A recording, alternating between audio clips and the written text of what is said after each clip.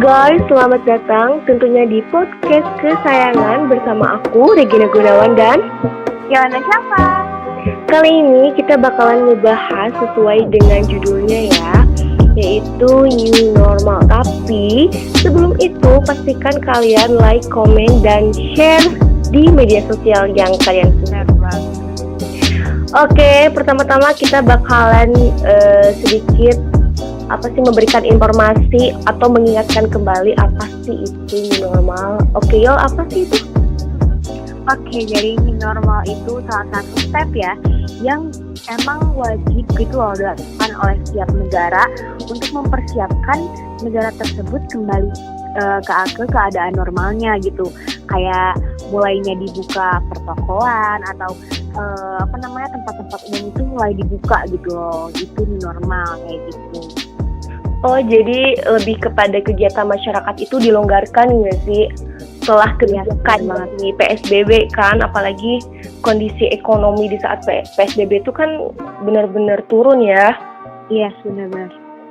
Terus katanya ya, aku pernah dengar tuh, jadi pemerintah itu sudah menyediakan 4 provinsi serta 25 kabupaten atau kota yang siap menuju new normal. Nantinya itu bakalan disiplinkan oleh protokol kesehatan, terus kawalan jajaran Polri dan TNI gitu yo. Iya benar-benar.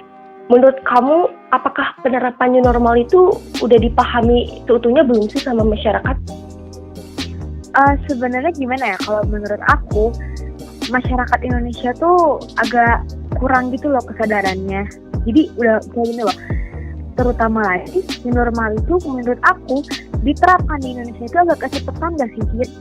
Soalnya waktu new normal diterapkan di Indonesia itu pada saat Indonesia lagi naik-naiknya tuh, angkanya lagi mulai naik kurvanya, tapi malah diberlakukan new normal. Dan menurut aku malah jadinya ya jadi benar-benar meledak gitu loh, jadi banyak banget kan yang positifnya. Itu sebenarnya kembali lagi ke masyarakatnya yang belum terlalu gimana ya, kayak kurang gitu loh kesadarannya, ya nggak sih? Iya betul. Apalagi kan kalau kalau masyarakat yang di daerahnya padat itu pasti mereka tuh kayak susah banget gak sih, kayak mau berdampingan sama itu tuh new normal tuh. Iya benar-benar.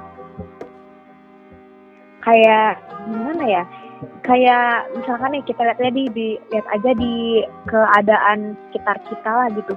Masih banyak kan ya yang mereka tuh keluar rumah tapi nggak pakai masker, padahal mereka tuh bakal berinteraksi dengan banyak orang atau mereka bakal megang sesuatu kan gitu kalau misalkan mereka keluar rumah, tapi mereka tuh malah nggak pakai masker gitu dan nggak gimana ya, nggak aware gitu sama apa yang udah mereka pegang gitu loh. Kalau misalkan yang aku lihat gitu loh di sekitar kita kayak gitu.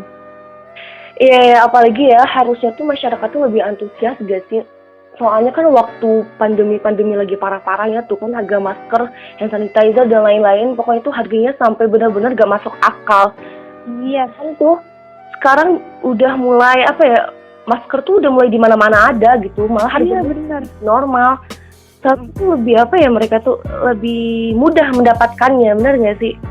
Iya benar. Di saat masker dan hand sanitizer udah mulai ada di mana-mana lah gitu, even di toko swalayan pun udah ada gitu, tapi mereka tuh malah jadi tidak memperdulikan dua hal itu gitu loh. Jadi mereka pakai lah maskernya, padahal tinggal beli gitu.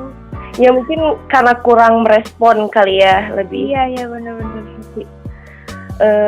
Kurang memenuhi protokol gitu. Iya, benar, kurang memiliki kesadaran akan kesehatan tubuhnya sendiri gitu.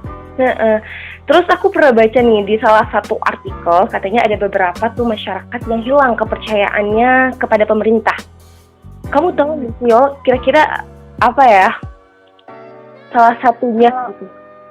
Kalau menurut aku nih, kayak kita kehilangan kepercayaan kepada pemerintah itu karena awalnya nih, ingat gak sih waktu kita lagi mulai waktu kurvanya lagi naik, tapi pemerintahan bilang Indonesia udah aman, Indonesia udah mulai aman, Indonesia udah bisa melakukan kegiatan seperti sedia kala gitu.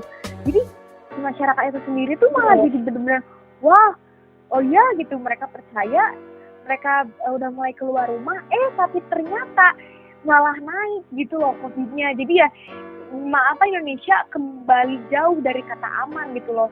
Jadi ya itu jadi salah satu aspek yang membuat masyarakat tuh jadi hilang percaya gak sih, kayak apa sih katanya kan udah aman, tapi kok malah kayak gini gitu keadaannya gitu loh. Kalau menurut aku, kamu kayak gimana, setuju nggak? Itu juga setuju sih, salah satu setuju. Tapi yang aku baca tuh ada beberapa hal yang memang masyarakat itu kurang percaya lagi terhadap pemerintah. Karena awalnya itu katanya ya, aku baca berita itu, pemerintah itu tidak konsisten dalam menerapkan kebijakan. Nih aku pernah nih di Indo Barometer, mereka melakukan survei pada tanggal 12 sampai 18 Mei 2020. Di dalamnya itu mereka menjabarkan beberapa masalah-masalah masyarakat kenapa sampai gak begitu percaya sama pemerintah. Ini ada salah satu ya, aku jadi ngerangkum hal itu semua. Salah satunya yang pertama tuh ada 17,3% kebijakan yang tidak konsisten. Tapi aku nggak tahu kebijakan apa yang membuat mereka kurang percaya gitu. Terus ada 10,7% lamban dalam mendistribusikan bantuan sosial. Terus ada 10,1% data penerima bantuan tidak akurat. Ada 10,1% penanganan secara umum lamban. Dan kebijakan presiden dan pembantunya sering berbeda, itu sekitar 8,9%. Jadi ini tuh kesalahan dari siapa sih maksudnya? Sedangkan kan pemerintah tuh berupaya untuk menyelesaikan problematika tentang virus ini. Harusnya bukan menjadi bumerang bagi masyarakat, nggak sih? Iya benar-benar. Apalagi nih, sekarang katanya diprediksi pertumbuhan ekonomi itu di Indonesia kan dulunya sebesar 3,3%. Iya. Iya. Jadi katanya perekonomian di Indonesia itu pada tahun 2020, maksudnya bukan di Indonesia aja, tapi di seluruh dunia yang terdampak dengan virus ini, katanya terutama ya di Indonesia pada tahun 2020 ini terburuk setelah Great Depression pada tahun 1930-an, dan juga lebih buruk daripada krisis global pada tahun 2008 sampai 2009.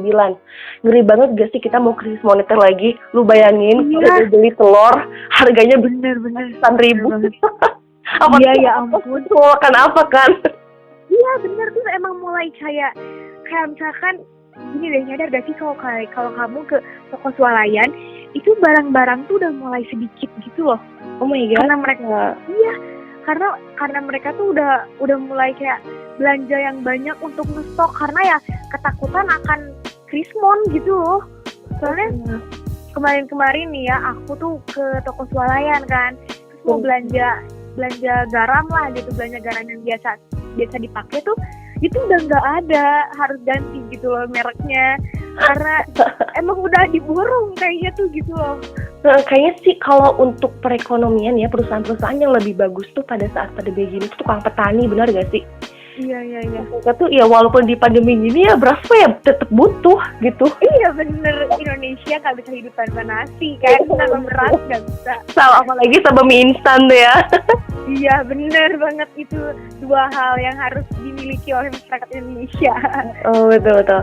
BTW di Bandung nih, gimana nih itu pada saat corona? Kondisinya gimana sih di Bandung sekarang? Kalau di Bandung nih ya, yang aku perhatiin itu udah bener-bener mulai normal banget sih sekarang. Udah semua tempat dan mall udah dibuka, tapi ya tetap mematuhi protokol, menaati protokol kesehatan. Apalagi kalau mall-mall kayak gitu udah ketat banget ya, nggak boleh. Kalau yang nggak pakai masker tuh nggak boleh masuk. Cuman nih yang bener-bener disayangkan itu kayak pedagang-pedagang misalkan kaki lima atau emperan gitu loh, itu tuh mereka kebanyakan nggak pakai masker. Jadi mereka jualan tapi nggak pakai masker, terus tangannya juga kan belum tentu bersih, iya nggak sih? Jadi ya gitu deh kalau misalkan yang di pinggir jalan kayak gitu keadaannya.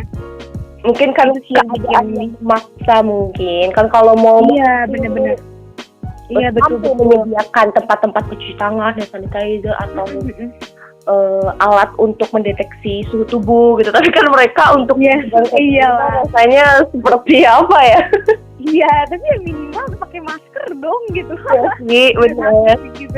Terus nih biasanya nih ya kalau misalkan aku lihat gitu ada angkot gitu lewat, itu tuh mereka penuh sesak, bener-bener penuh, normal aja biasa sih sekarang. Tapi kadang ada yang pakai masker dalam angkot tuh, ada yang enggak. Itu sih yang bikin seremnya ya, kayak udah dempetan tapi ada yang nggak pakai masker, itu yang bikin agak serem gitu loh. Ngomong-ngomong, keseraman kamu yang tentang mengenai corona itu apa sih? Maksudnya kan dari sisi psikologis manusia, apalagi dengan virus ini ya, benda yang tidak terlihat tapi bisa membunuh ribuan nyawa dalam sekejap. Pasti kamu lihat kita tuh kayak apa ya? Ngeri gitu. Apa sih yang membuat kamu tuh ngeri banget sama virus ini? Kalau aku sendiri sih ya, yang bikin paling ngeri itu kayak kita tuh ada kan sekarang yang kena positif tapi nggak ada gejala. Itu sih yang menurut aku bener-bener bikin ngeri banget gitu. Apalagi kita kan masih muda nih gitu, kita ya sistem imun kita masih baik lah gitu. Berarti ya kalau misalkan kita bisa aja gitu kita kena COVID tapi kita nggak ada gejala awal gitu. Ya, bener. Ngeri, iya gak sih? Apalagi nih aku pernah lihat di salah satu media sosial tuh orang-orang Cina ya waktu itu mereka tuh sampai ngelemparin uang mereka tuh yang bergepok-gepok bertas-tas keluaran ini jalanan. Jadi kayak salah gitu uang sekarang udah gak berlaku mungkin ya, mereka mau kemana pun gak susah. Betul banget ini ya. Terus kalau apa? Ya jadi kan ada yang benar-benar parno, ada yang benar-benar keluar rumah sama sekali sampai kelaparan di dalam rumah, dan itu benar-benar ngeri gak sih ya kita? Iya ngeri banget.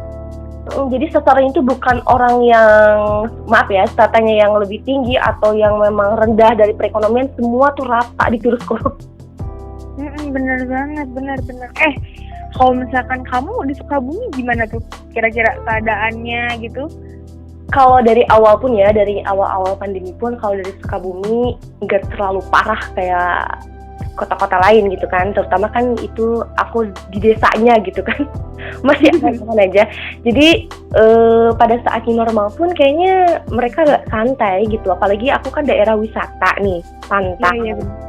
Ya buka-buka aja, mereka pun ya liburan aja gitu. Kira-kira ada perbedaan gak sih? Perbedaannya nggak terlalu signifikan sih. Perbedaan antara PSBB dan new normal gitu loh. Cuman lebih ini lebih liburnya tuh kan lebih panjang kan kalau sekarang. Jadi pikniknya juga lebih lama gitu, orang-orang yang pikniknya tuh. Soalnya kan kalau mungkin ya mereka pusing di rumah gitu kan, terus iya bener gitu. Butuh refreshing ya gak sih? Betul. Nah Nio sorry. Nah Nio, menurut kamu nih, pertanyaan terakhir pasti sebenarnya sih banyak banget ya pertanyaan-pertanyaan, cuman bener keterbatasan waktu nih ya. Yes, asik banget nih ngobrolin ini tuh. Jadi pertanyaan terakhir buat kamu nih, apa sih menurut kamu ya peran mahasiswa itu dalam menanggapi COVID-19 ini? Menurut aku nih, kita sebagai mahasiswa kan sebagai seseorang yang kita harus aware lah gitu sama keadaan sekitar.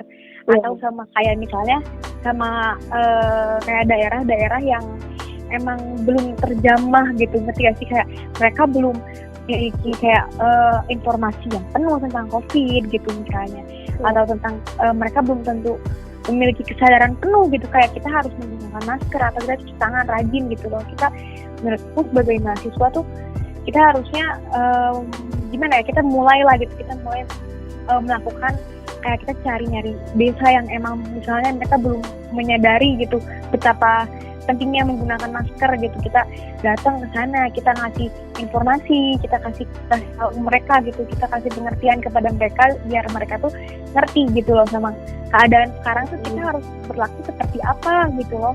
Apalagi gini loh, kamu tahu nggak sih kasus yang ini, yang pelajar yang nyuri laptop demi kuliah demi sekolah online? Iya. Kamu gimana sih itu? Ya mungkin karena tuntutan kali ya, tuntutan dari kondisi. Sekarang kan kuliah, sekolah, kerja lebih kepada daring. Terus uang untuk kuota, butuh uang untuk akses internet yang cukup. Apalagi ya kalau misalkan kita nih, daerah gua terus harus benar-benar butuh mengumpulkan tugas. Di rumah misalkan wifi habis, kuota nggak punya, aku harus terpaksa ke kafe yang ada wifi-nya, kan tentu aja itu kayak berkumpul Gimana? maksudnya berkumpul gitu kan sama aja kan, di kafe itu masih banyak orang. Iya. Jadi susah banget ya untuk menutup akses daripada sosialisasi itu gitu. Bener banget. Nah, jadi menurut kalian apa sih peran kita tuh sebagai masyarakat, sebagai mahasiswa tuh harus bagaimana cara menyikapi mencegah virus corona itu? Maksudnya kan kita seimbang kan, pemerintah juga mengeluarkan kebijakan A, kita juga sebagai masyarakat harus membantu lah dalam upayanya gitu kan. Oke guys, sebenarnya kita tuh pengen banget bincang-bincang yang lebih intens ya dengan kalian, tapi Bener banget. waktunya nggak cukup ya. Ih, kalian nih bagi pendengar podcast kita ya. Kalian mau ada request apa gak sih gitu, request kayak kita pengen bahas apa nih, pengen bahas A, B, C, D gitu. Kalian boleh aja deh komen di IGTV atau di postingan kita nanti. Iya benar banget yo. Nah, itu aja guys podcast ini, sharing kita kali ini. Mohon maaf banget kalau misalkan ada banyak banget kekurangan, karena emang inilah kemampuan kita gitu kan. Kita sama belajar gitu kan, sama-sama pelajar juga, masih dalam proses belajar seperti itu. Oke, terima kasih buat kalian yang udah ngedengerin podcast ini. Semoga bermanfaat ya. Kita sudah mengharapkan lebih ya, tapi memberikan informasi kan jauh lebih lebih dermawan gitu. Ya, sobat Podio, selamat gimana? Pokoknya bagikan kalian yang lagi dengerin podcast ini, jangan lupa like, komen dan share ke media sosial semua teman-teman kalian dan ke media sosial kalian. Bye. Bye.